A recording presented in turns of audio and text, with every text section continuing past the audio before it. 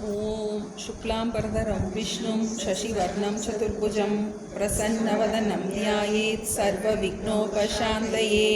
या देवी स्तूयते नित्यं विबुधैर्वेदपारगैः सा मे वसतु जिह्वाग्रे ब्रह्मरूपा सरस्वती। सदाशिवसमारम्भां शङ्कराचार्यमध्यमाम् अस्मदाचार्यपर्यन्तां वन्दे गुरुपरम्पराम्। ॐ सहना भवतु सहनौ भुनक्तु सह वीर्यं करवावहै तेजस्विनावधीतमस्तु मा विद्विषावहै। ॐ शान्ति शान्ति शान्तिः। ॐ मातापितृभ्यां नमो नमः। ॐ श्रीगुरुभ्यो नमः। ॐ श्री महागणपतये नमः। ॐ श्री महासरस्वत्यै नमः। ॐ सर्वेभ्यो देवेभ्यो नमो नमः। ॐ सर्वाभ्यो गुरुपरम्पराभ्यो नमो नमः।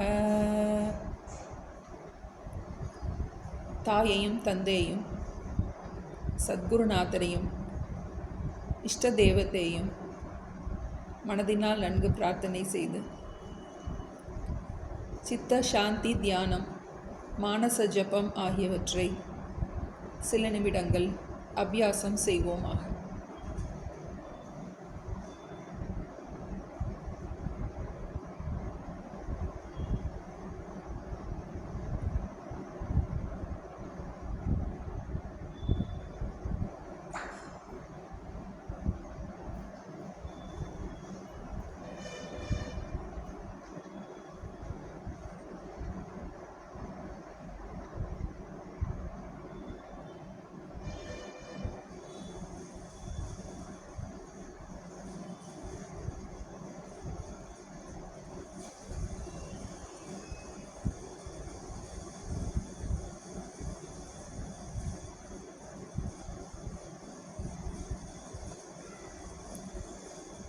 மோட்சத்தை விரும்பும் சாதகர்களாகிய நாம் விபரீத பாவனையை நீக்கும் பொருட்டு நிதித்தியாசனம் என்னும் ஆத்ம தியான பயிற்சியில் ஈடுபட்டு வருகின்றோம். நிதித்தியாசனம் என்பது எந்த ஒரு புது அறிவிற்காக செய்யப்படுவது அல்ல. ஸ்ரவண காலத்தில் பெற்ற ஞானத்தை மனதில் நன்கு பதிய வைக்கும் பொருட்டு இந்த தியான பயிற்சியில் ஈடுபட்டு வருகின்றோம்.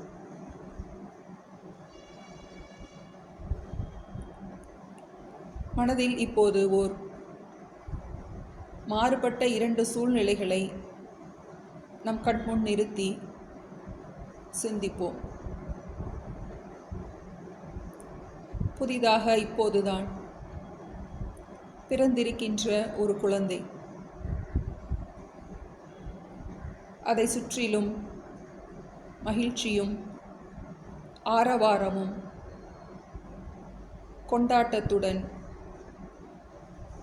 அனைவரும் உற்சாகத்தோடு இருக்கும் ஒரு சூழ்நிலை. மற்றொரு பக்கம் இளம் வயதில் ஏற்பட்டுள்ள ஒரு துர்மரணம், அதை சுற்றிலும் துயரப்பட்டு கொண்டு துன்பத்தில் உழன்று கொண்டு இருக்கும் உறவினர்கள். இந்த இரண்டு சூழ்நிலைகளையும் நம் கண்முன் நிறுத்தி இவற்றை நாம் பார்ப்பவனாக அதில் பங்கெடுத்து கொள்ளாமல் இருக்கின்றோம். சுக துக்கத்தை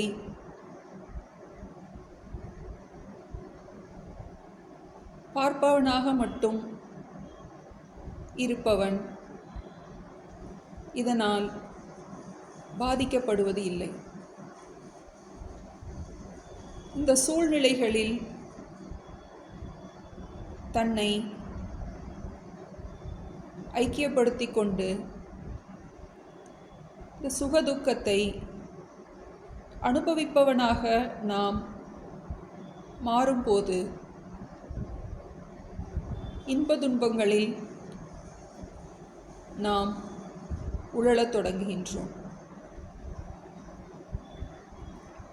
அறிபவனாக மட்டும் இருப்பவன்,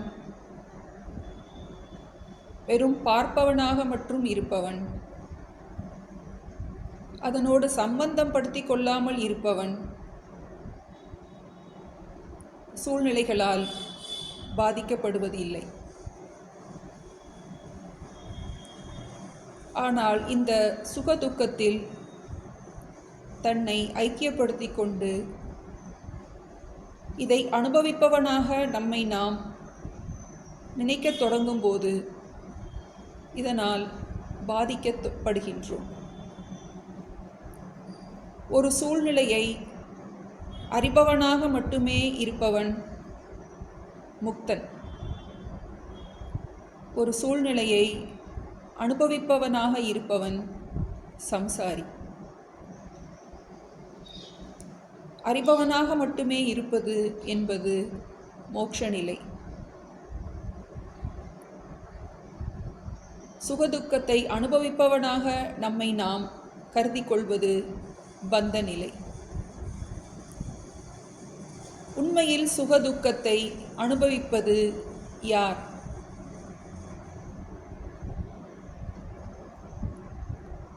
இந்த சுகதுக்க அனுபவத்தை பார்ப்பது யார்? உடலும் மனமும் சூழ்நிலைகளை, சுகதுக்கத்தை, இன்ப துன்பத்தை அனுபவிக்கின்றது. சுகதுக்க அனுபவத்தை அறியும் நான் இதற்கு பேரானவனாக இருக்கின்றேன். பிராரப்தத்தின் காரணமாக இந்த சரீரத்திற்கு சுகமும் துக்கமும் மாறி மாறி வந்து அமையும்.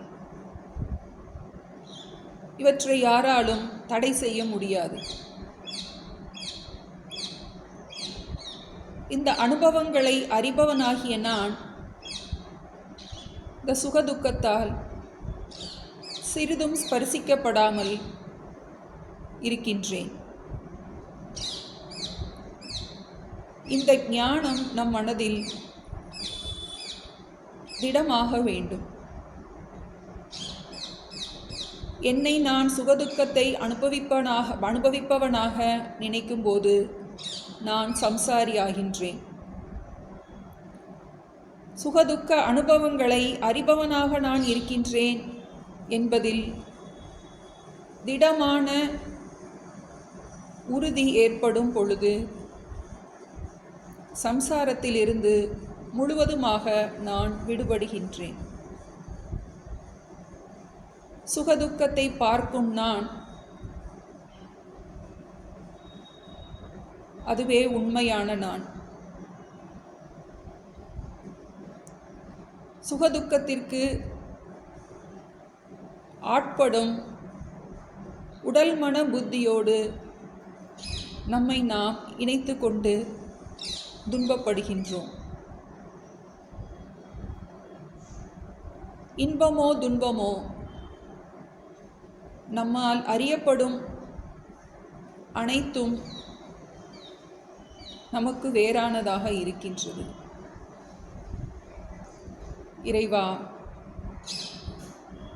இந்த விவேகத்தை எனக்கு அருள்வாயாக. நம் மனக்கண் முன் நம் வாழ்க்கையில் நடைபெற்ற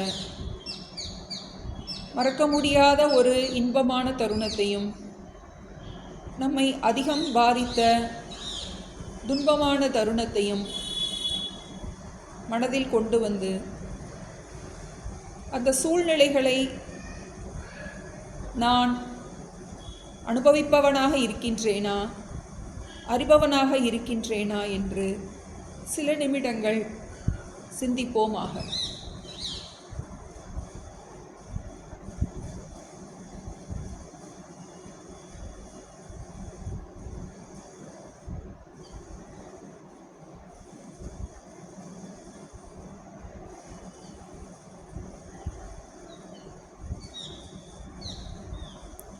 சுகதுக்கத்தை அறிபவனாக இருக்கும் நான் இந்த சுகதுக்க அனுபவத்தால் கிஞ்சித்தும் பாதிக்கப்படாதவனாக இருக்கின்றேன். என் வாழ்வில் நடந்த துயர சம்பவத்தை அறிபவனாக இருக்கும் நான் அந்த துயர சம்பவத்தின் அனுபவத்திற்கு வேறானவனாக இருக்கின்றேன். சில நிமிடம் இதை ஆழ்மனதில் பதிய வைப்போமாக.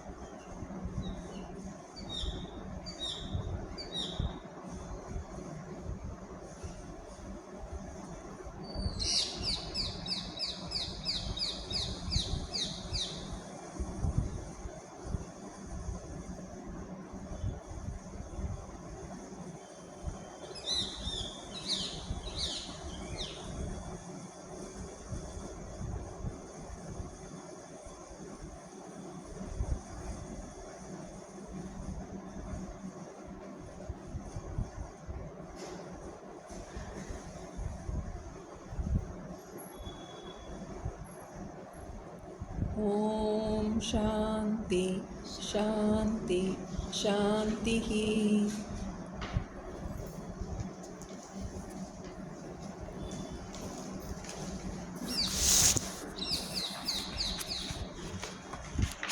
குருர் பிரம்மா குருர் விஷ்ணுः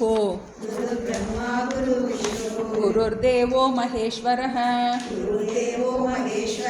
குரு சாக்ஷாத் பரபிரம்ம தஸ்மை ஸ்ரீ குரவே நமः. நாராயணம் பத்மபுவம் வசிஷ்டம் சக்திஞ்ச தத்புத்திர பராசரஞ்ச व्यासं शुकं गौडपदं महान्तं गोविन्दयोगीन्द्रमतास्य शिष्यं श्रीशङ्कराचार्यमतास्य पद्मपादं च हस्तामलकं च शिष्यं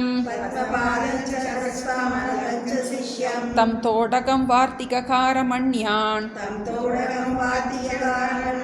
अस्मद्गुरून् सन्ततमानतोऽस्मि. श्रुतिस्मृतिपुराणानाम् आलयं करुणालयं नमामि भगवत्पादं शङ्करं लोकशङ्करं शङ्करं शङ्कराचार्यं केशवं बादरायणं सूत्रभाष्यकृतौ वन्दे भगवन्तौ पुनः पुनः. ईश्वरो गुरुरात्मेति मूर्तिभेदविभागिने व्योमवद्व्याप्तदेहाय दक्षिणामूर्तये नमः. सदाशिवसमारम्भां शङ्कराचार्यमध्यमाम् अस्मदाचार्यपर्यन्तां वन्दे गुरुपरम्पराम्. ॐ यो ब्रह्माणं विदधाति पूर्वं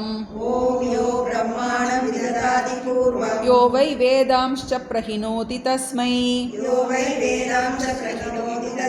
तं ह देवम् आत्मबुद्धिप्रकाशम्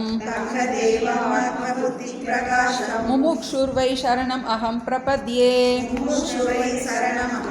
ஓம் அசதோமா சத்கமய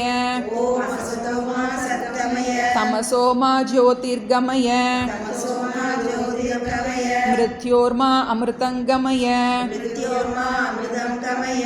ஓம் சாந்தி சாந்தி சாந்தி. பக்கம் 8 முதல் ஸ்லோகம். ரூபம் திருஷ்யம் லோச்சனம் திருக் தத்ருஷ்யம் திருக்து மானசம் திருஷ்யாதிவிருத்தய சாட்சி திருகேவ நது திருஷ்யதே. பக்கம் 54 ஸ்லோகம் 39. பக்கம் 54 ஸ்லோகம் 39. பிரதீதிகாலயே வைத்தே ஸ்திதத்வாத் பிராதிபாசிகே நஹி ஸ்வப்ன பிரபுத்தஸ்ய புனஸ்வப்னே ஸ்திதிஸ்தயோ பிரதிபாசிக ஜீவோ யஹ தஜ்ஜகத் பிராதிபாசிகம் வாஸ்தவம் மன்யதேன்யஸ்து மித்யேதி வியாவஹாரிகः வியாவகாரிக ஜீவோ யஹ தஜ்ஜகத் வியாவஹாரிகம் சத்யம் பிரத்யேதி மித்யேதி மன்யதே பாரமார்த்திகः பாரமார்த்திக ஜீவஸ்து பிரம்மைக்யம் பாரமார்த்திகம் பிரத்யேதி வீக்ஷதே நான்யத்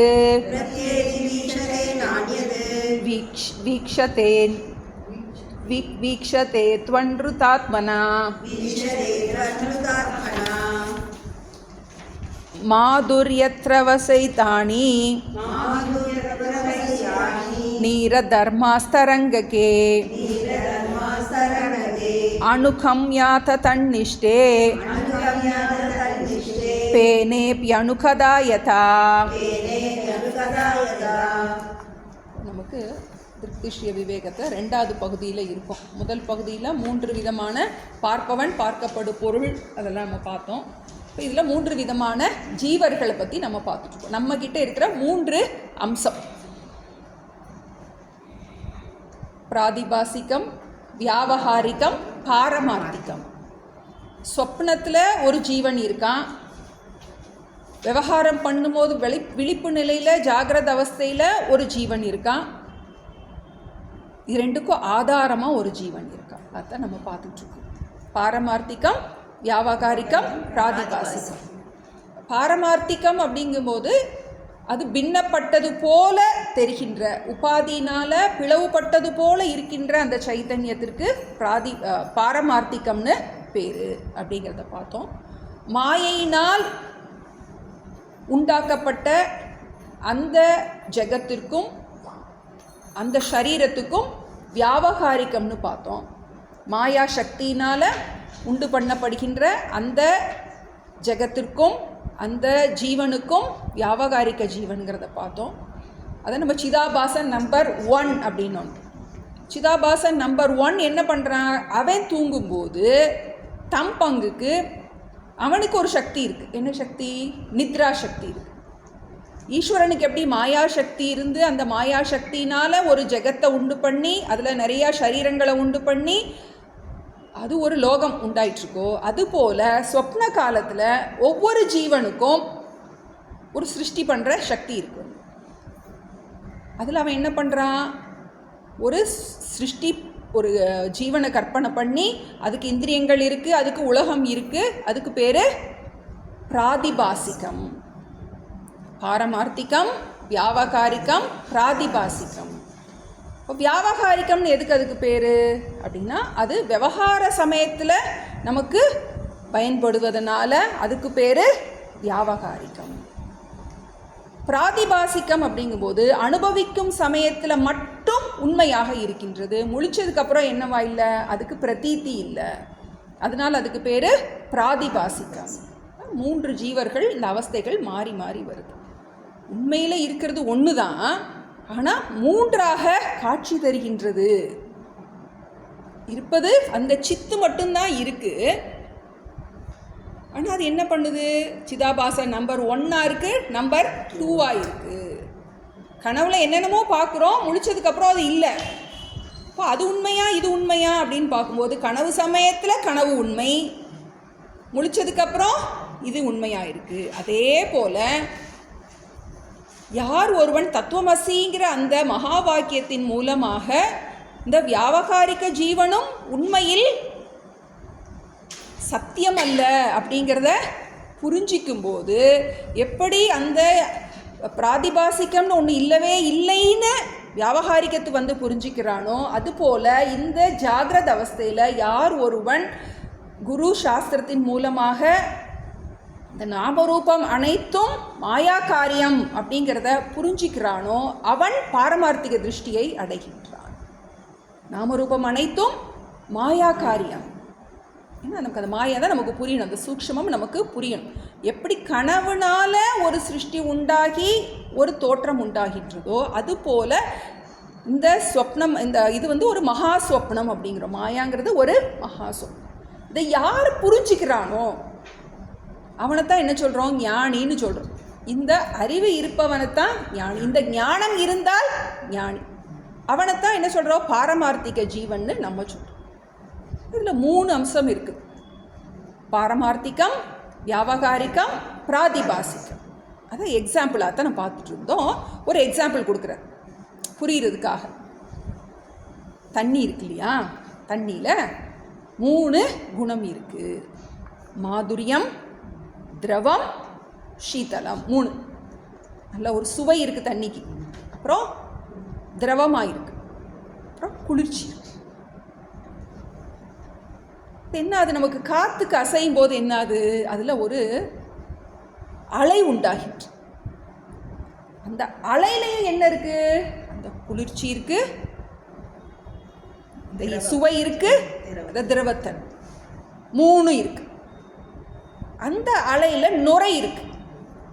அந்த நுரையில என்ன இருக்குது? இந்த 3 அம்சமும் இருக்குது. 43வது ஸ்லோகம் அதான் பார்த்துட்டு இருந்தோம். யதா மாதுரிய திரவ சைத்தானி யஹ நீரதர்மாக தரங்ககே அணுகம்ய அத தத் நிஷ்டே பேனே அபி அணுகதா. பேனம்னா நுரை. அந்த தண்ணியினுடைய தன்மைகள் அனைத்தும் எதுலையும் நம்ம பார்க்குறோம்? அலையிலையும் பார்க்குறோம், நுரையிலையும் பார்க்குறோம். தண்ணியும் அலையும் வேறையா ஒன்றா? ஒன்று தான், ஆனால் வேற. ஒன்று தான், ஆனால் வேற. அலையும் நுரையும் ஒன்றா வேறையா? ஒன்று தான், ஆனால் வேற. அதே மாதிரி பாரமார்த்திகமும் வியாவகாரிக்கமும் ஒன்றா வேறையா? நீ பார்க்குற விதமாக பார்த்தீன்னா ஒன்று, தப்பாக பார்த்தீன்னா வேறு. அதே போல் நமக்கு பாரமார்த்திகமும் வியாவகாரிக்கமும் பிராதிபாசிக்கம் 3 வேறு வேறு மாதிரி தெரிஞ்சாலும் உண்மையில் ஒன்று தான். எப்படி தண்ணிங்கிற திருஷ்டியில் பார்க்கும்போது அலைன்னு ஒன்று இல்லவே இல்லை, நுரைன்னு ஒன்று இல்லவே இல்லை. அதே மாதிரி அந்த தண்ணியில் இருக்கிற அந்த அம்சம் அலையிலையும் இருக்குது, நுரையிலையும் இருக்குது. அந்த ஆதாரமான அந்த அம்சம் ஒன்று தான். என்ன பண்ணுது? அந்த தண்ணியில் இருக்கிற அந்த சுவையை அந்த அலை கடன் வாங்குது. 3 தர்மம் இருக்கு: திரவம், சுவை, குளிர்ச்சி. அந்த 3 தர்மத்தையும் என்ன பண்ணுது? கடன் வாங்குது. கடன் வாங்கினது மட்டும் இல்லாமல் அது என்ன பண்ணுது? நுரைக்கு கடன் கொடுக்குது. அந்த தர்மம், அந்த நீரினுடைய தர்மம் அலைக்கும் போது அலைக்கு கடன் கொடுக்குது, அலை தன் பங்குக்கு நுரைக்கு கடன் கொடுக்குது. உண்மையில் அலைக்கும் நுரைக்கும் தனியாக ஒரு தர்மம் கிடையாது. தண்ணியோட தர்மந்தான் அலையிலையும் இருக்குது, தண்ணியோட தர்மம் தான் நுரையிலையும் இருக்குது. ஆனால் தண்ணி நேரடியாக நுரைக்கு கொடுக்கல, அலைக்கு கொடுத்து அலை மூலமாக நுரைவு. அலை இல்லாமல் நுரை கிடையாது, நுரை இல்லாமல் தண்ணி உண்டு, நுரை இல்லாமல் அலை உண்டு. தண்ணி இல்லாமல் அலை கிடையாது, தண்ணி இல்லாமல் நுரை கிடையாது, நுரை இல்லாமல் தண்ணி உண்டு. அதனால தான் நம்ம என்ன சொல்கிறோம் அப்படின்னா, ஒன்று சத்தியம், மிச்ச ரெண்டும் மித்யா அப்படின்னு. சத்தியம்னா எது 3 காலத்திலும் இருக்கின்றதோ அது சத்தியம். அலை இருந்தாலும் இல்லைனாலும் தண்ணி இருக்கு, நுரை இருந்தாலும் இல்லைனாலும் தண்ணி இருக்கு, கனவு கண்டாலும் காணலேனாலும் நான் இருக்கேன், முழிச்சாலும் முழிக்கலேனாலும் நான் இருக்கேன்.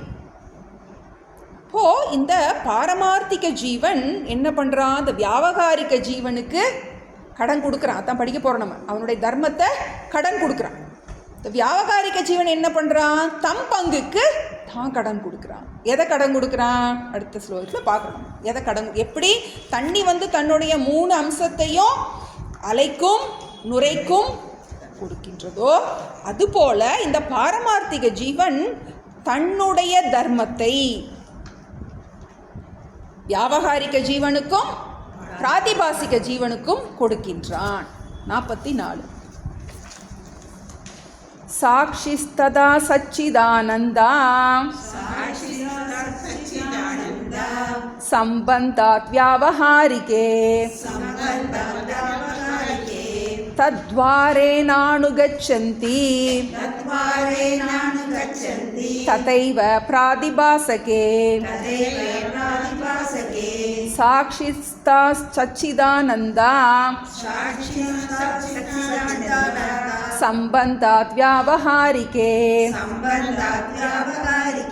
தத்வாரேனானுகச்சந்தி ததைவ பிராதிபாசகே. அதுபோல இந்த பாரமார்த்திக ஜீவன் அவனுக்கு ஒரு தர்மம் இருக்கு. அது என்னது, சத்து சித்து ஆனந்தம். தான் சைத்தன்யத்தினுடைய ஸ்வரூபம். அது தூய இருப்பாக இருக்கின்றது, தூய உணர்வாக இருக்கின்றது, தூய ஆனந்தமாக இருக்கின்றது. இது நமக்கு ஆழமான விஷயம். அந்த சத்து சித்து மறக்கக்கூடாது. நமக்கு புதுசாக வரவங்களுக்கு கொஞ்சம் கஷ்டமாக இருக்கும். சத்துனா இருப்பு, இருப்புன்னா என்னது, அதுதான் எல்லாவற்றுக்கும் ஆதாரமாக இருக்கின்றது. எப்படி ஒரு ஸ்க்ரீன் இல்லாமல் அதில் எந்த படமுமே கிடையாதோ அதுபோல் மெய்ப்பொருள் தான் ஸ்க்ரீன். சத்து ஞாபகம் வந்தாலே ஸ்க்ரீன் ஞாபகத்துக்கு வந்துடும் நமக்கு. ஸ்க்ரீன் இல்லாமல் படம் கிடையாது.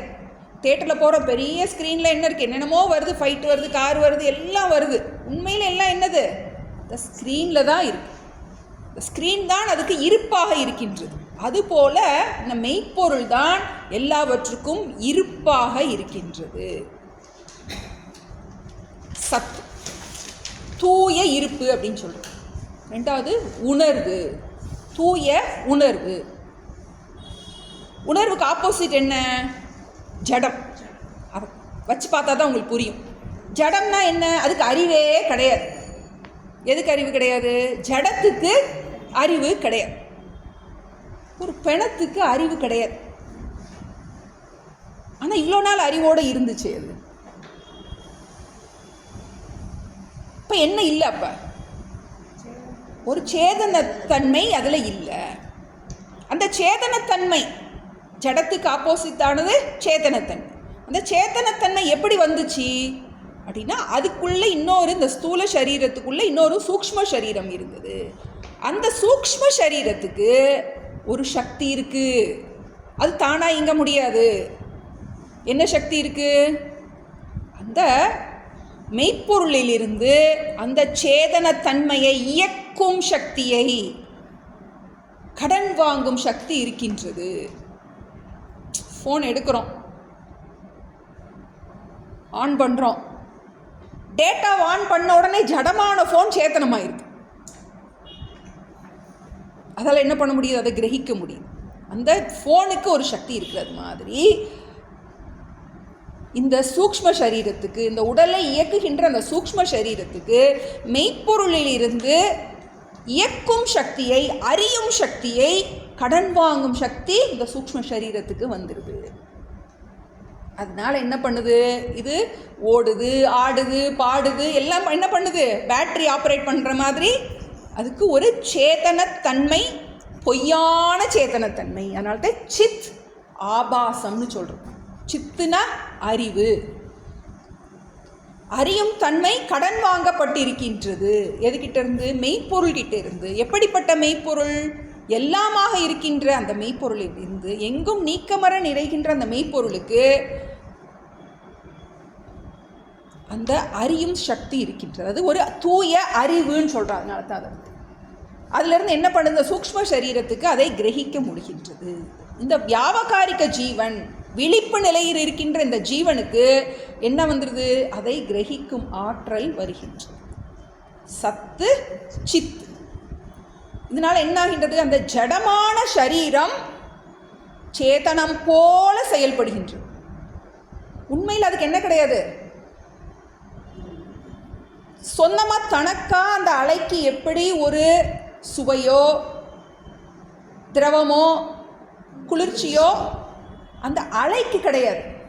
தண்ணியிலேருந்து என்ன பண்ணுது, கடன் வாங்கி அதுக்கு அந்த சுவை எல்லாம் இருப்பது போல தோன்றுகின்றது. அதுபோல இந்த பாரமார்த்திக ஜீவன்கிட்டருந்து இந்த வியாவகாரிக ஜீவன் என்ன பண்ணுறான், இந்த சத்து சித்து, மூணாவது ஆனந்தம். ஆனந்தம்ங்கிறது என்னது, இது நம்ம பிரதிபிம்ப ஆனந்தம்னு சொல்கிறோம். உலகத்தில் இருக்கிற எல்லா பொருள்களுக்கும் சுகத்தை கொடுக்கும் சக்தி இருக்கின்றது. எல்லா பொருளுக்கும் ஒரு போலியான இன்பத்தை கொடுக்கின்ற சக்தி இருக்கின்றது. அது எங்கேருந்து வந்துச்சு, அந்த இன்பத்தை கொடுக்கும் சக்தி சைத்தன்யத்திலிருந்து கடன் வாங்கப்பட்டிருக்கின்றது. படித்தோம், பிரிய மோத பிரமோதம்னா படித்தோம். ஒரு பொருளை பார்க்கறதுனால ஒரு இன்பம் கிடைக்குது, அது கையில் கிடைக்கிறதுனால ஒரு இன்பம் கிடைக்குது, அதை அனுபவிக்கிறதுனால ஹையஸ்ட் இன்பம் கிடைக்குது. அந்த இன்பத்தில் கிரடேஷன் இருக்குது. அந்த இன்பம் எதிலிருந்து வந்துச்சு அப்படின்னா, எப்படி அந்த தண்ணீரில் இருக்கின்ற 3 தர்மமும் அலைக்கு வந்துச்சோ அதுபோல் அந்த சத்து சித்து ஆனந்தம்ங்கிற அந்த 3 குணங்கள், மெய்ப்பொருளின் 3 குணங்கள், அந்த பாரமார்த்திக ஜீவனின் 3 குணங்களை வியாவகாரிக ஜீவன் என்ன பண்ணுறான், கடன் வாங்கிக்க. கடன் வாங்கி இவன் சிதாபாசன் நம்பர் 1. கடன் வாங்கி என்ன பண்ணுறான், தூங்கிடுறான். கடன் வாங்கி தூங்கிட்டு கனவு வாங்குறான். கனவு வாங்கும்போது என்ன பண்ணுறான், அங்கே ஒரு பிராதிபாசிக ஜீவனுக்கு இதை அவன் டிரான்ஸ்ஃபர் பண்ணுறான். எப்படி அலையில் இருக்கின்ற அந்த 3 தர்மமும் நுரைக்கு டிரான்ஸ்ஃபர் ஆகுதோ அதே போல் அங்கே என்னாது, அங்கே எனக்கு ஒரு இருப்பு இருக்கின்றது, ஒரு உணர்வு இருக்கின்றது, அங்கே சுகதுக்க அனுபவம் இருக்கின்றது. எல்லாமே என்னது, இப்படி தண்ணி அலை நுரை. அதுபோல் பாரமார்த்திக ஜீவன், வியாவகாரிக ஜீவன், பிராதிபாசிக ஜீவன் எதை கடத்துறான், அந்த சச்சிதானந்தத்தை கடத்துறான். இந்த பிரம்மத்தினுடைய குணமானது என்ன பண்ணப்படுது, வியாவகாரிக ஜீவன் கடன் வாங்கி பாரமார்த்திக ஜீவனுக்கு கடன் கொடுக்குறான். இதுதான் நடக்குது. இதுதான் உலகமே. பிராதிபாசிக ஜீவனுக்கு கடன், தப்பா சொல்லிட்டேன். இப்போ என்ன பண்ணுறான், கடன் கொடுக்குறான். ஓ, இது விவகாரம் இப்படி தான் நடக்குது. ததா ஏவ சாட்சிஸ்தா சச்சிதானந்தாக. அதுபோலவே சாட்சியில் இருக்கின்ற, சாட்சி அப்படின்னு வந்துட்டாலே நம்ம நிதித்தியாசனம் வந்துட்டோம். என்னிடம் இருக்கின்ற பாரமார்த்திக ஜீவனாகிய என்னிடம் இருக்கின்ற பாரமார்த்திக ஜீவன், ஏதோ ஒரு பாரமார்த்திக ஜீவன் இருக்கானா, அவன் தான் வந்து வியாவகாரிக்கத்துக்கு கடன் கொடுக்குறானா. அது ஸ்ரவணத்தில் மட்டும் இருக்கும்போது. நம்ம இப்போ ரொம்ப வருஷம் படிச்சிட்டோம். நான் வியாவகாரிக ஜீவன் இல்லவே இல்லை, பிறந்ததே இல்லை, இன்னும் பிரம்மமாம் நானே நானே நானே நானே என்ன படிச்சிட்டோம். அப்போது என்ன பண்ணுறான், அந்த பாரமார்த்திக அவன் இருக்கின்ற அந்த சச்சிதானந்தங்களை என்ன பண்ணுறான், உபாதி சம்பந்தத்தினால் உபாதியோட சம்பந்தப்படும் போது அது என்ன, அது அந்த அந்த சச்சிதானந்தம் அந்த குணங்கள் பிராதிபாசிக ஜீவன் இடத்திலும், அந்த ஈஸ்வரனுக்கு அடிச்சிருங்க குழப்பமாக இருக்குது, அந்த ஈஸ்வரனுக்கு அடிச்சிருக்க வந்து ஈஸ்வரன் ஜீவன் குழப்பமாக இருக்கும். அந்த பிராதிபாசிக ஜீவன் இடத்திலும் அது வந்து சிதாபாசன் நம்பர் 1, சாரி வியாவகாரிக ஜீவன், அதான் பிரதிபிம்ப ஜீவன் கொடுத்துருக்காங்க வந்து சிதாபாசன் நம்பர் 1. அடுத்தது பிராதிபாசிகேன்னா அந்த பொய்யான சிதாபாசன் நம்பர் 2. தத்வாரேன அனுகச்சந்தி. வியாவகாரிக ஜீவன் என்ன பண்ணுறான், பிராதிபாசிக ஜீவனுக்கு கடன் கொடுக்கின்றான். உபாதி சம்பந்தத்தினால் பாரமார்த்திக ஜீவன் கிட்ட இருந்து வியாவகாரிக ஜீவன் அதை கடன் வாங்குகின்றான். எதை கடன் வாங்குறான், அந்த சத்தம்சத்தை, சித்தம்சத்தை, ஆனந்த அம்சத்தை. அந்த வியாவகாரிக ஜீவன் தன் பங்குக்கு என்ன பண்ணுறான், அதை பிராதிபாசிக ஜீவனுக்கு கடன் கொடுக்கின்றான்.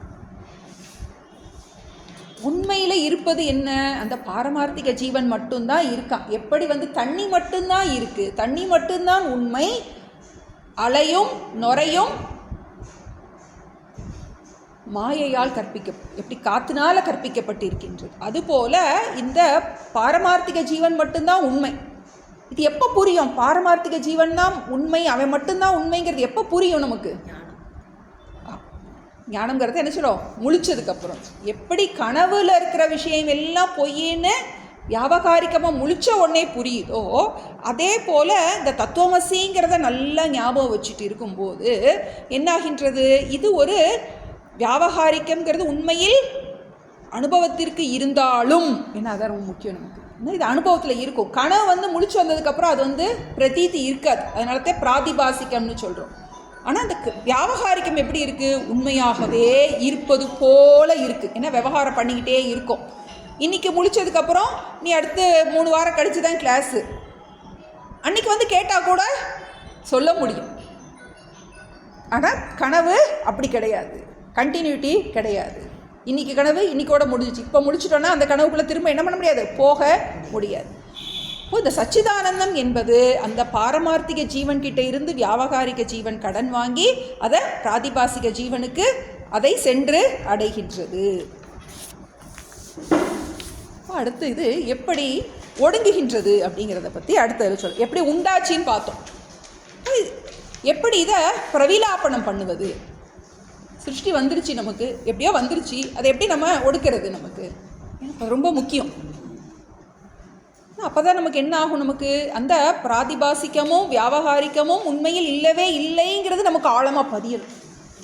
எப்படி சொப்பனம் கொஞ்சம் கூட உண்மை இல்லையோ அதுபோல இந்த ஜாகிரத் பிரபஞ்சம் கொஞ்சம் கூட, இல்லை அழுத்தி போடணும்,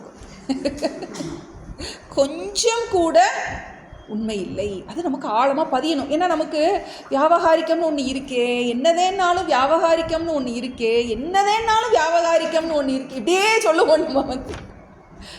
வியாவகாரிக்கம்னு ஒன்று இல்லவே இல்லை. கற்பனை என்று சொப்பனம் என்று துணிந்தவன் ஞானி, துணிந்தவன் திடமாக சொல்கிறான், வந்து கஷ்டப்பட்டு இருக்கும் போதே சொல்கிறான் இது கனவுன்னு சொல்கிறான். அந்த கஷ்டத்தோட அழுதுகிட்டே சொல்கிறான், கஷ்டம் இருக்கு ஆனாலும் இல்லை. அதான் நமக்கு அந்த திடம். அதை எப்படி நம்ம கொண்டு வர்றது? லயே பேனஸ்ய தத் தர்மா திரவாத்யாஸ்யுஸ்தரங்ககே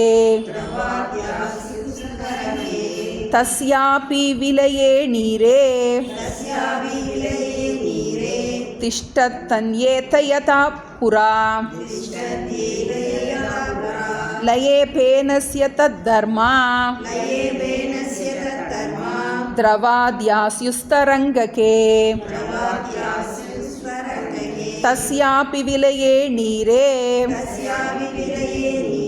திஷ்டந்த்யேதே யதா புரா.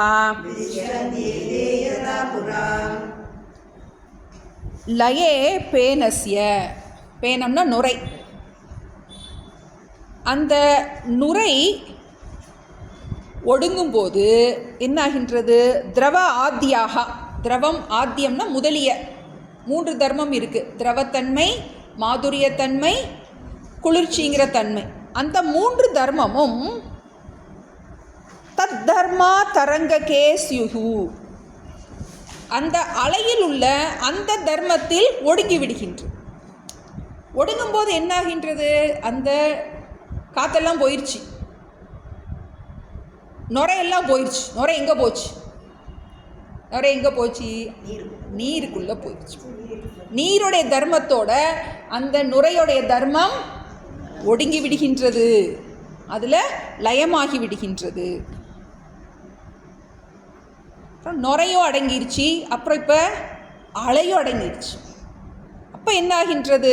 அந்த அலையும் கூட ஒடுங்குகின்ற நிலையில் அவைகள் எவ்விதமாக முன்பு இருந்தனவோ, அலை வருவதற்கு முன்னாடி எப்படி இருந்துச்சோ அதுபோல அந்த நீரின் தர்மங்கள் நிற்கின்றன. அது என்னது? அந்த நீரின் தர்மம் என்னது? மாதுரியம், திரவம், சைத்தியானி. அந்த 3 தர்மமும் நீர்ல இருக்கு, அழிவதில்லை. நுரை அழிஞ்சு போகுது, அலை அழிஞ்சு போகுது, நீர் இருக்கு. அந்த நுரையினுடைய தர்மம் அலையில ஒடுங்கிடுது, வந்து அந்த அலையினுடைய தர்மம் நீரில் ஒடுங்கி அழிவதில்லை, அந்த தர்மம் அழிவதில்லை. அதே போல லயத்தில் நுரை அலையில் ஒடுங்குகின்ற போது நுரையினுடைய திரவத்தன்மை முதலிய அந்த தர்மங்கள் அலையில் இருக்கின்றன. அப்படி அலையில் அதில் லயமாகி இருக்கின்றது. நுரை என்னும் நாம ரூபம் ஒடுங்குகின்றன, ஆனால் திரவத்தன்மை முதலியவை ஒடுங்குவது இல்லை. அந்த அலையும் கூட நீர் ஒடுங்குகின்ற நிலையில் அவைகள் எவ்விதமாக முன்பு இருந்தனவோ அதுபோலவே நீரில் அந்த தர்மங்கள் நிற்கின்றன. திருஷ்டாந்தம் நல்லா புரிஞ்சுக்கணும். அடுத்து நம்ம என்ன கொண்டு வரணும்? இதை தாஷ்டாந்தத்துக்கு கொண்டு வரணும், நம்மக்கிட்ட கொண்டு வரணும். ஏன்னா இது நம்ம கரெக்டாக நம்ம பிரச்சனை வரும்போது அப்ளை பண்ணால் நமக்கு பிரச்சனையிலேருந்து நமக்கு விடுதலை கிடைச்சிடும். இவ்வளோ படிக்கிறது எதுக்காக? நமக்கு வந்து இந்த தாஷ்டாந்தம் நமக்கு பிரச்சனை வரும்போது நமக்கு ஒர்க் ஆகும். இப்போ உண்மையில் நம்ம யார்? இந்த பாரமார்த்திக ஜீவன் நான். நம்ம என்ன செய்கிறோம்? இதோட தர்மத்தை ஒன்றொன்றுக்கா கொடுத்துட்ருக்கோம். இப்போ இதை என்ன பண்ணுறது? இதை எப்படி லயம் பண்ணுறது? பிராதிபாசிக ஜீவஸ்ய லயே ஸ்யுர்வ்யாவஹாரிகே தல்லயே சச்சிதானந்தாஹ பர்யவஸ்யந்தி சாக்ஷினி. பிராதிபாசிக ஜீவஸ்ய லயே ஸ்யுர்வ்யாவஹாரிகே தல்லயே சச்சிதானந்தாஹ பர்யவஸ்யந்தி சாக்ஷினி. இப்போ என்னது? வியாவகாரிக்கே, அந்த வியாவகாரிக ஜீவனிடத்தில் பிராதிபாசிக ஜீவஸ்ய லயே. பிராதிபாசிகம்ங்கிறது அந்த இடத்துல ஆபாச சைத்தன்யம் போட்டிருக்கு, நீங்கள் சொப்னம்னு போட்டுக்கோங்க. அப்போ நம்ம டேர்ம்ஸே யூஸ் பண்ணும்போது கொஞ்சம் ஈஸியாகிருக்கும்.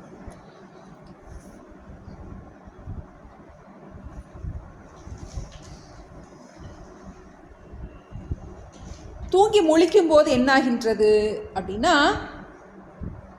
அந்த சொப்ன ஜீவன் வியாவகாரிக ஜீவன் கிட்ட லயமாயிடும். சொப்ன ஜீவன் கிட்டையும் சச்சிதானந்தம் இருக்குன்னு பார்த்தோம். அவனும் இருக்கான். சொப்னத்திலையும் நான் இருக்கேன், நான் அறிபவனாக இருக்கேன், எனக்கு சுக துக்கம் இருக்கு. அது எங்கேருந்து வந்துச்சு? வியாவகாரிக ஜீவன்கிட்டருந்து கடன் வாங்கி. எப்படி வந்து நீருடைய தர்மம் வந்து அலையிலையும் திரும்ப திரும்ப அதை கொண்டு வரணும், அப்போ தான் புரியும், இல்லாட்டி அப்படியே குழப்புற மாதிரி இருக்கும். எப்படி தண்ணீருடைய தர்மம் வந்து அலையிலையும் நுரையிலையும் இருக்கோ அதுபோல் அந்த பாரமார்த்திக ஜீவனில் இருக்கிற சத்து சித்து ஆனந்தம் வியாவகாரிகத்திலையும் இருக்குது, பிராதிபாசிகத்திலையும் இருக்குது. பிராதிபாசிக ஜீவன் அவன் கனவுலேருந்து வெளிவந்ததுக்கப்புறம் என்ன ஆயிடுது, அந்த சச்சிதானந்தம் என்ன ஆயிடுது, எப்படி வந்து நுரையோடைய தர்மம் அலையில் ஒடுங்கிடுதோ அது போல் என்ன ஆகுது, அந்த சச்சிதானந்தம் பிராதிபாசிகன் கிட்ட ஒடுங்கிடுது, வியாபகாரிகன் கிட்ட ஒடுங்கிடுது. வந்து பிராதிபாசிக ஜீவனுடைய சச்சிதானந்தம் வியாபகாரிகன் இடத்தில் சிதாபாசன் நம்பர் 2 அவனுடைய சச்சிதானந்த அம்சம், அவன் கடன் வாங்கிய அம்சத்தை என்ன பண்ணுறான், திரும்ப கடனை கொடுத்துட்றான். அது மாதிரி எடுத்துக்கோங்க. வந்து அப்போ என்ன ஆகுது, நமக்கு அடுத்து என்ன ஆகணும், நமக்கு இது புரியும். வியாபகாரிக ஜீவன் என்ன பண்ணணும், நம்ம அந்த வியாபகாரிக ஜீவனும் லயமாகின்ற பொழுது சாட்சியினிடத்தில் முடிவை அடைகின்றன, இறுதி முடிவை அடைகின்றன. யாரு, அந்த வியாபகாரிக ஜீவன் அவன் என்ன பண்ணுறான், லயம் அடைகின்றான். இந்த லயம் வந்து 3 விதத்தில் உண்டாகும். வியாபகாரிக ஜீவனுக்கு பாரமார்த்திக ஜீவன் கிட்ட லயம் 3 விதம். ஒன்று ஆழ்ந்த தூக்கம்.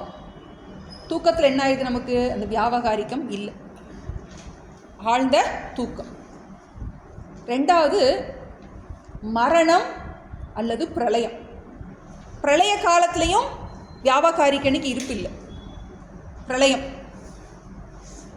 3வது விதேக முக்தியிலையும் வியாபகாரிகனுக்கு இருப்பு இல்லை, விதேக முக்தி.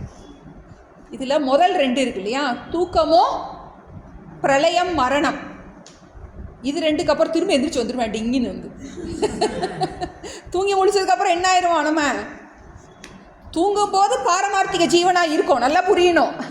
தூங்கும்போது பாரமார்த்திக ஜீவனாக ஜம்முன்னு இருக்கும், ஸ்வரூப ஆனந்தத்தில் இருக்கும், எந்த பிரச்சனையும் இல்லாமல் இருக்கும். தூங்கி முடிச்சோன்னே என்ன ஆயிடுது, நமக்கு வியாபகாரிக்கத்துக்கு வந்துடும். வியாபகாரிக்கனுக்கு எப்போ தான் முடிவு கட்டது, என்ன பிரச்சனை எல்லாம் அந்த வியாபகாரிக்கனுக்கு தான். இந்த வியாபகாரிக்கன் தான் என்ன பண்ணுறான், சுக துக்கத்தில் முழிச்சுக்கிட்டே இருக்கான். ஏன்னா சொப்பன ஜீவனுக்கு பிராரப்தமே கொஞ்ச நேரத்தில் முழிக்க வச்சிரும். ஆனால் இந்த வியாபகாரிக்க ஜீவன் வந்து தான் முயற்சி பண்ணி தான் முழிக்க முடியும், பிராரப்தம் ஹெல்ப் பண்ணாது. நம்ம தான் என்ன பண்ணணும், மெனக்கெடணும். தத்துவமசி தத்துவமசின்னு எத்தனை தடவை சொன்னாலும் நம்ம தான் மெனக்கெடும். அவனுக்கு எப்போ இருப்பு கிடையாது, தூக்கத்தில் அவன் ஒடுங்கி போயிடுறான். அப்படி இல்லாட்டி மரண சமயத்தில் வியாபகாரிக்கன் இல்லை, பிரளய சமயத்தில் வியாபகாரிக்கன் இல்லை. ஆனால் மரணத்துக்கு அப்புறம் என்னாது, அந்த சூக்ஷ்ம சரீரம்தான் ஒடுங்கி இருக்கு. பிரளயத்திலையும் மரணத்திலையும் தூக்கத்திலையும் சூக்ஷ்ம சரீரம் ஒடுங்கி இருக்கு. சூக்ஷ்ம சரீரம் எத்திர சூக்ஷ்ம சரீரம் தத்திர சரீரம் உண்டு, ஸ்தூல சரீரம் உண்டு. சூக்ஷ்ம சரீரம் எப்படி போகும், விதேக முக்தியில மட்டும்தான் போகும். விதேக முக்தி எப்போ கிடைக்கும், நீ ஜீவன் முக்தன் ஆனா தான் கிடைக்கும். அப்போ நம்ம ஜீவன் முக்தன் ஆவது எப்படி, தத்துவமசிய நல்லா படிச்சு உண்மையில் பிராதிபாசிக ஜீவன் நான் இல்லை, வியாபகாரிக ஜீவன் நான் இல்லை, நான் அந்த பாரமார்த்திக ஜீவன் அப்படின்னு என்ன பண்ணுறோம். இதை நம்ம திரும்ப திரும்ப இன்னைக்கு நிதித்தியாசன தியானமாக தான் பார்த்தோம். நம்ம வந்து நான் அனுபவிப்பவன் அல்ல, அறிபவனாகவே நான் இருக்கின்றேன். இது நல்ல ஆழமாக உள்ளே போகணும். ஒரு நாளில் நமக்கு சாதாரணமாக போயிடாது. ஆழமாக நீண்ட நாள் நம்ம படிக்க படிக்க என்னாகும், படிக்கிறத நம்ம பயிற்சி பட்டறை மாதிரி தான் நமக்கு தினம் அடி உழும். வாழ்க்கையில் வந்து தினம் ஏதாவது நமக்கு காலங்காத்தால் எந்திரிச்சோடனே ஏதாவது எதுவுமே நம்ம நினச்சபடி நடக்காது. நம்ம என்ன நினைப்போம், ஞானம் வந்தோடனே அப்படி வாழ்க்கை ரொம்ப ஜாலியாக இருக்கும், நமக்கு தான் புரிஞ்சிருச்சு வந்து அதுக்கப்புறம் பிரச்சனையே வராதுன்னு நினைப்போம். அதான் பரீட்சையே நமக்கு இறுதி மூச்சு உள்ள வரைக்கும் நமக்கு இதை நம்ம உரசி பார்க்குறதுக்கு பகவான் சந்தர்ப்பம் கொடுத்துக்கிட்டே தான் இருப்பார். சில நேரம் நம்ம தோற்று போவோம், சில நேரம் ஜெயிப்போம். இதில் படிச்சிருக்கோம், பஞ்சதசியிலே பார்த்துருக்கோம். நம்ம ஞானிக்கும் அப்பப்போ சரிக்கு விழுவாங்க. ஆனால் அவங்க என்ன பண்ணிடுறோம், கொஞ்சம் சீக்கிரமாக எந்திரிச்சிக்க முடியும். எதனால மாறி மாறி கிளாஸ் கேட்குறோம். இதை விட்டோம்னா, கிளாஸை விட்டோம்னா நமக்கு அந்நியதா சரணம் நாஸ்தி. இப்போ என்ன பண்ணுறோம், நம்ம இது நமக்கு ஆழமாக பதியணும். அப்போ நம்ம யாரு, நான் பாரமார்த்திக ஜீவன்கிறது நமக்கு ஆழமாக மனதில் பதிய வேண்டும். நான் இந்த பிராதிபாசிக ஜீவன் நான் அல்ல, வியாபகாரிக ஜீவன் நான் அல்ல அப்படிங்கிறது நமக்கு ஆழமாக மனசில் பதியும். இப்போ நமக்கு எப்போ நமக்கு துக்கம் எல்லாம் போகும், விதேக முக்தியில் தான் போகும். விதேக முக்தி வேணும் அப்படின்னா ஜீவன் முக்தி வேணும். அதுக்கு தான் நமக்கு இந்த டெக்ஸ்ட் கொடுத்துருக்காரு. இப்போ என்ன பண்ண போகிறோம்? முதல்ல படித்தோம் இல்லையா, சமாதி அபியாசம், 6 சமாதி அபியாசம் படித்தோம். திரும்ப என்ன பண்ணணும்? ரிவைஸ் பண்ணணும். 3 வாரம் கிளாஸ் கிடையாது. என்ன பண்ண போகிறோம்? நம்ம இதை தியானம் பண்ண போகிறோம். இந்த கிளாஸ் 17ஆம் தேதி, மார்ச் 17ஆம் தேதி நமக்கு இந்த திருக்திஷ்ய விவேகத்தில் 2வது பகுதியை நம்ம கருத்தரங்கம் வச்சுக்கிடுவோம். நல்லா தியானம் பண்ணுங்க, நல்லா திரும்ப இதை உரசி பாருங்க. உங்கள் அனுபவத்தோடு சேர்த்து இதை கருத்தரங்கத்தில் உங்களுக்கு எப்படி இதை யூஸ்ஃபுல்லாக இருந்துச்சு, சும்மா அதை ஒப்பிக்கிறது மாதிரி இல்லாமல் நீங்கள் இதை யூஸ் பண்ணி பார்த்தேன், எனக்கு பிரச்சனைகள், அந்த மாதிரி உங்களோடதையும் சேர்த்து நீங்கள் ஷேர் பண்ணலாம். டீச்சர் அதை ரொம்ப சொல்லிகிட்டே இருந்தாங்க. உங்களுடைய அனுபவங்களையும் சேர்த்து சொல்கிற மாதிரி நீங்கள் வச்சுக்கலாம். நமக்கு இது முடிஞ்சிருச்சு, கிளாஸ் முடிஞ்சிருச்சு. இப்போ இதில் 5 டாபிக் இருக்குது. 1லேருந்து 5 வரைக்கும் நமக்கு 3 பார்ப்பவன்களை பற்றி நமக்கு சொல்லப்படுறது. முதல்ல இருந்து நான் சும்மா குட்டியாக ஒரு இதை சொல்லிடுறேன். அப்புறம் அவங்க அத்வைத பாரதியோட அவங்களோட அவங்க சம்மரி நல்லா சொல்லியிருக்காங்க. அது நான் 3 வாரம் கிளாஸ் கிடையாது, அதனால் அதை நான் போட்டு விட்றேன். நீங்களும் திரும்ப அதை ஒர்க் பண்ணி சம்மரி சொல்கிறவங்க உங்களுக்கு எவ்வளோ சொல்லணும்னு இருக்கோ நீங்கள் அதை ப்ரிப்பேர் பண்ணுறதுக்கு யூஸ்ஃபுல்லாக இருக்கும். நமக்கு திரும்ப திரும்ப நமக்கு அதை ஒர்க் பண்ணும்போது தான் நமக்கு மனசில் பிரச்சனை வரும்போது நமக்கு இது வெளி வரணும், நமக்கு ஹெல்ப் பண்ணணும். ஞானம் நமக்கு ஹெல்ப் பண்ணணும். இப்போ அதுக்கு நமக்கு நிறைய அபியாசம் பண்ண வேண்டியது. 1லேருந்து 5 வரைக்கும் 3 பார்ப்பவன்கள் அறிமுகப்படுத்தப்பட்டது. 6லேருந்து 12 வரைக்கும் அந்த 3 பார்ப்பவன் உருவாகும் விதம், seer number 1, seer number 2, seer number 3ன்னு பார்த்தோம். அந்த 3 பார்ப்பவன் உருவாகும் விதமும் அவர்களின் செயல்பாடு. அடுத்து 13லேருந்து 21 வரைக்கும் சம்சார காரணம் சொல்லப்பட்டது, அதிலிருந்து விடுபடும் உபாயம் சொல்லப்பட்டது. சம்சார காரணம், அதிலிருந்து விடுபடும் உபாயம் 21 வரைக்கும். 22லேருந்து 31 வரைக்கும் சமாதி அபியாசம், நிதித்தியாசனம் சொல்லப்பட்டது. 6 விதமான சமாதிகள், அதனுடைய பிரயோஜனம் சொல்லப்பட்டது. வித்யதே ஹிருதய கிரந்திஹி சித்தியந்தே சர்வ சம்சயாக க்ஷீயந்தே சாசிய கர்மாணி தஸ்மின் திருஷ்டே பராவரை. இது அறிஞ்சவன் என்ன பண்ணுறான்? முழுமையாக எல்லா துன்பத்திலிருந்தும் விடுபடுகின்றான். அவன் அஞ்ஞானம் முடிச்சு அவிழ்ந்து விடுகின்றது. அவனுடைய ஹிருதய கிரந்தி, அவனுடைய முடிச்சுக்கள், எத்தனை சிக்கல், முடிச்சுன்னு சிக்கல், ஹிருதயத்தில் முடிச்சின்னு சொல்கிறோம். வாழ்க்கையில் இருக்க சிக்கல்னு போட்டுக்கலாம். நம்ம வாழ்க்கையில் இருக்க எல்லா சிக்கலுக்கும் ஒரு தீர்வு. என்ன தீர்வு? எந்த பிரச்சனையும் ஓயாது, எந்த பிரச்சனையும் உண்மை இல்லை அப்படின்னு என்ன பண்ணுறோம்? நம்ம அதில் திடமாக, கொஞ்சம் கூட சந்தேகம் இல்லாமல். அதுதான் நமக்கு இதனுடைய பிரயோஜனம். இது முதல் பகுதி, நம்ம திருக்திஷ்ய விவேகம் நம்பர் 1 முதல் செக்ஷன். நம்பர் 2 32லேருந்து 46 வரைக்கும் இப்போ நம்ம 2வது பகுதி பார்த்துட்ருக்கோம். இதில் 3 வித ஜீவர்கள் சொல்லப்பட்டது. 32லேருந்து 46 வரைக்கும். 32ல் 3 வித ஜீவர்கள் அறிமுகப்படுத்தப்பட்டார்கள். 32 3 வித ஜீவர்கள். என்னென்ன ஜீவன்? பாரமார்த்திக ஜீவன், வியாவகாரிக ஜீவன், பிராதிபாசிக ஜீவன். 3 ஜீவர்கள் அறிமுகம். 34ல் பாரமார்த்திக ஜீவனுக்கு விளக்கம், பாரமார்த்திக ஜீவனை பற்றிய விளக்கம். 34ல் மகா வாக்கியத்தை கொண்டு பாரமார்த்திக ஜீவனை புரிந்து கொள்ள வேண்டும். உபாயம், பாரமார்த்திக ஜீவன் எப்படி தன்னை புரிஞ்சுக்கிறது அப்படின்னா அதுக்கு ஒரே ஒரு வழி. எப்படி கண்ணாடியை பார்த்து, முகம் பார்க்குற கண்ணாடியை பார்த்து நம்ம முகத்தை திருத்திக்கிறோமோ, அதுபோல் குரு கொடுக்கின்ற அந்த உபதேசமாகிய மகா வாக்கியத்தின் மூலமாக நான் என்னை பற்றி வச்சிருக்கின்ற தவறான கருத்தை மாற்றிக்கொள்கின்றேன்.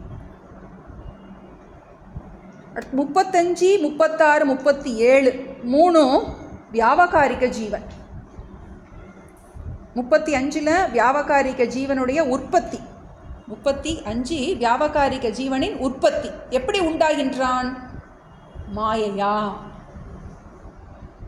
மாயையில் இருக்கின்ற 2 சக்திகள், ஆவரண சக்தி, விக்ஷேப சக்தி. அதன் காரணமாக இந்த வியாவகாரிக ஜீவன் உண்டாகின்றான்.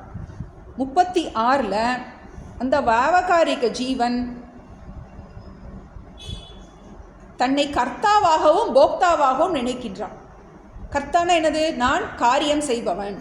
போக்தானா நான் சுகதுக்கத்தை அனுபவிப்பவன் அப்படின்னு என்ன பண்ணுறான்? அவன் தன்னை வியாவகாரிக ஜீவனாக நினைக்கின்றான்.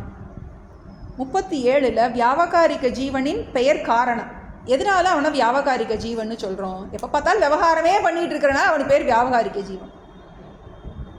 எப்போ பார்த்தாலும் எனக்கு இது பண்ணணும், அது பண்ணணும், எனக்கு இது வேணும், அது வேணும், எனக்கு இப்படி இருக்குது, அப்படி இருக்குன்னு என்ன பண்ணிகிட்டே இருக்கான்? இந்த காரியத்தோடையே விவகாரத்தோடையே தன்னை இணைச்சிக்கிட்டு அந்த நான்லையே நிற்கிறான். அதனால் அவனுக்கு பேர் வியாவகாரிக ஜீவன்னு பேர். 38, 39, 40 இது 3 அந்த ஸ்வப்ன ஜீவன், அதாவது பிராதிபாசிக ஜீவன். 38, 39, 40 3 அந்த பிராதிபாசிக ஜீவன். 38ல் அந்த பிராதிபாசிக ஜீவன் எப்படி உண்டாகின்றான்? பிராதிபாசிக ஜீவன், சொப்னத்தில் இருக்கின்ற ஜீவன் எப்படி உண்டாகின்றான் அப்படின்னா அவன் நித்ரா சக்தியினால் உண்டாகினான். சொப்பன தூக்கங்கிற ஒரு சக்தி இருக்கு, நித்ரா சக்தியினால் உண்டாகின்றான். அவன்கிட்ட என்ன இருக்குது? ஆவரணமும் இருக்குது, விக்ஷேபமும் இருக்குது.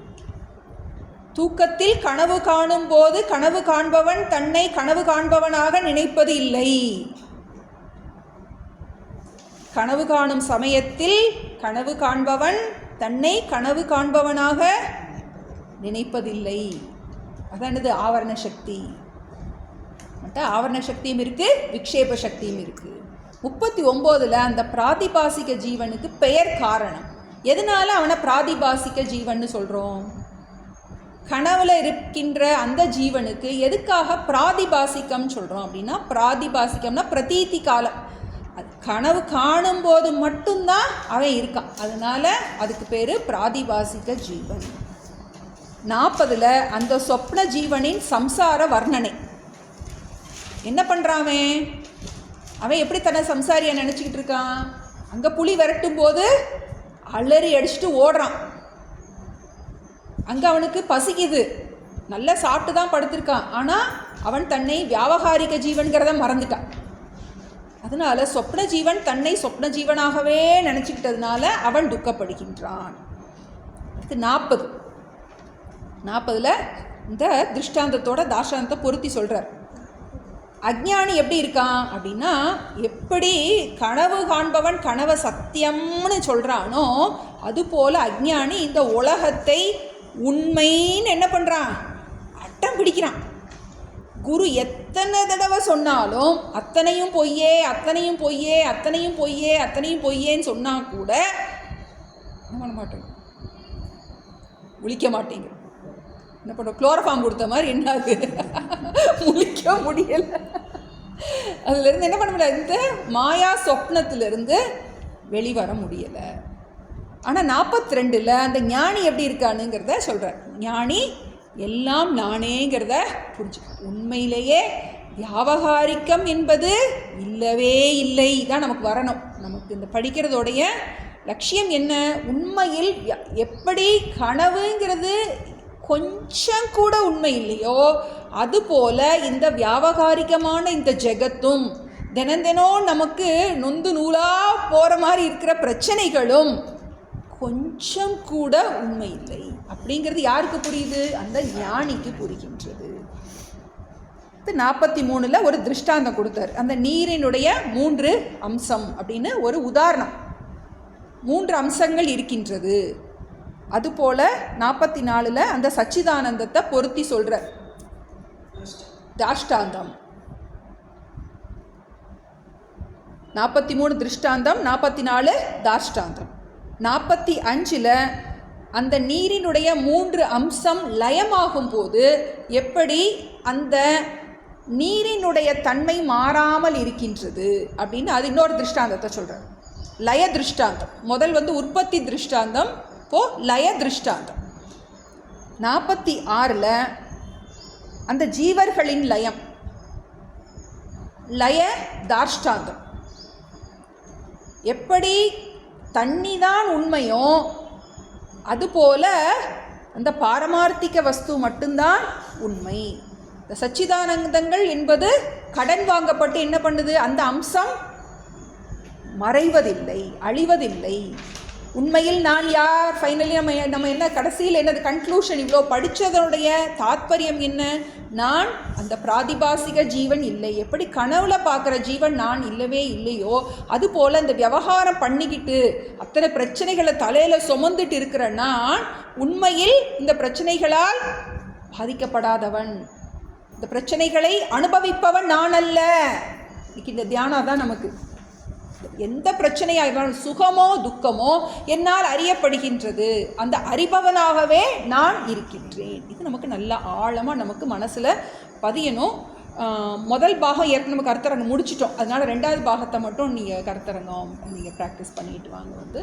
நமக்கு ஆழமாக நம்ம இந்த விஷயம் நமக்கு நல்லா படித்தது மட்டும் இல்லாமல் நமக்கு ஆழமாக நமக்கு உள் வாங்கணும். நமக்கு டெய்லி லைஃப்பில் நம்ம அப்ளை பண்ணுறதுக்கு நமக்கு கொஞ்சம் கொஞ்சமாக பழகணும்.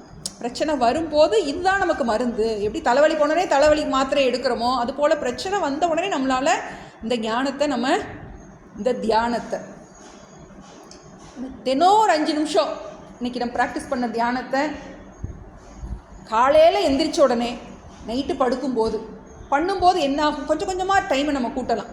நமக்கு இது எந்த விதமான அனுபவத்துக்காக தியானம் கிடையாது, எந்த புது அறிவுக்கான தியானம் கிடையாது, படித்த விஷயத்தை நம்ம உள்வாங்கிறதுக்கான தியானம்.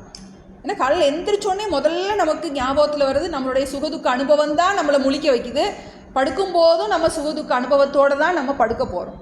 அந்த சமயத்தில் நான் அனுபவிப்பவன் அல்ல, இதை அறிபவன், சுகதுக்க அனுபவங்களால் நான் பாதிக்கப்படாதவன் அப்படின்னு அதை நம்ம கொஞ்சம் கொஞ்சமாக நம்ம விருத்தி பண்ண பண்ண என்ன ஆகும் அப்படின்னா அத்தனையும் பொய்தானே, ஆனந்த வடிவு நான். இது நமக்கு கொஞ்சம் உள்ளே போக தொடங்கும். அதுக்கு நமக்கு கைவல்ய கணபதி நன்றாக அனுகிரகம் செய்வார்னு நினைக்கிறேன். அடுத்த கிளாஸ் நமக்கு 17ஆம் தேதி மார்ச் 17 நம்ம கருத்தரங்கத்தோடு நம்ம சந்திப்போம். ईश्वरो गुरुरात्मेति मूर्तिभेद विभागिने व्योमवद्व्याप्तदेहाय दक्षिणामूर्तये नमः. ओम नमो भगवते दक्षिणामूर्तये मह्यं मेधां प्रज्ञां प्रयच्छ स्वाहा. ओम नमो भगवते दक्षिणामूर्तये मह्यं मेधां प्रज्ञां प्रयच्छ स्वाहा. ओम नमो भगवते दक्षिणामूर्तये मह्यं मेधां प्रज्ञां प्रयच्छ स्वाहा. ओम नमो भगवते दक्षिणामूर्तये मह्यं मेधां प्रज्ञां प्रयच्छ स्वाहा. ओम नमो भगवते दक्षिणामूर्तये मह्यं मेधां प्रज्ञां प्रयच्छ स्वाहा. ओम नमो भगवते दक्षिणामूर्तये मह्यं मेधां प्रज्ञां प्रयच्छ स्वाहा. ओम नमो भगवते दक्षिणामूर्तये मह्यं मेधां प्रज्ञां प्रयच्छ स्वाहा. ओम नमो भगवते दक्षिणामूर्तये मह्यं मेधां प्रज्ञां प्रयच्छ स्वाहा. ओम नमो भगवते दक्षिणामूर्तये मह्यं मेधां प्रज्ञां प्रयच्छ स्वाहा. ओम नमो भगवते दक्षिणामूर्तये मह्यं मेधां प्रज्ञां प्रयच्छ स्वाहा. ओम नमो भगवते दक्षिणामूर्तये मह्यं मेधां प्रज्ञां प्रयच्छ स्वाहा. ओम नमो भगवते दक्षिणामूर्तये मह्यं मेधां प्रज्ञां प्रयच्छ स्वाहा. ओम श्री दक्षिणामूर्ति की जय. கைவல்ய சக்தி கணபதி की जय. ஐயனே எனது உள்ளே நின்று அனந்த ஜென்மங்கள் ஆண்ட மெய்யனே உபதேசிக்க வெளிவந்த குருவே போற்றி. உய்யவே முக்தி நல்கும் உதவிகோர் உதவி நாயேன் செய்யுமாறொன்றும் காணேன் திருவடி போற்றி போற்றி. செய்யுமாறொன்றும் காணேன் திருவடி போற்றி போற்றி. ஓம் பூர்ணமத பூர்ணமிதம் பூர்ணாத் பூர்ணமுதச்யதே பூர்ணஸ்ய பூர்ணமாதாய பூர்ணமேவாவசிஷ்யதே. ஓம் சாந்தி சாந்தி சாந்தி. ஹரிஹி ஓம் ஸ்ரீ குருப்யோ நமஹ. ஹரிஹி ஓம். அடுத்து நம்ம படிக்க போகிறது அஷ்டாவக்ர கீதை படிக்கிறோம். அடுத்து நம்ம ஜனகருக்கு சொன்னது அஷ்டாவக்ர.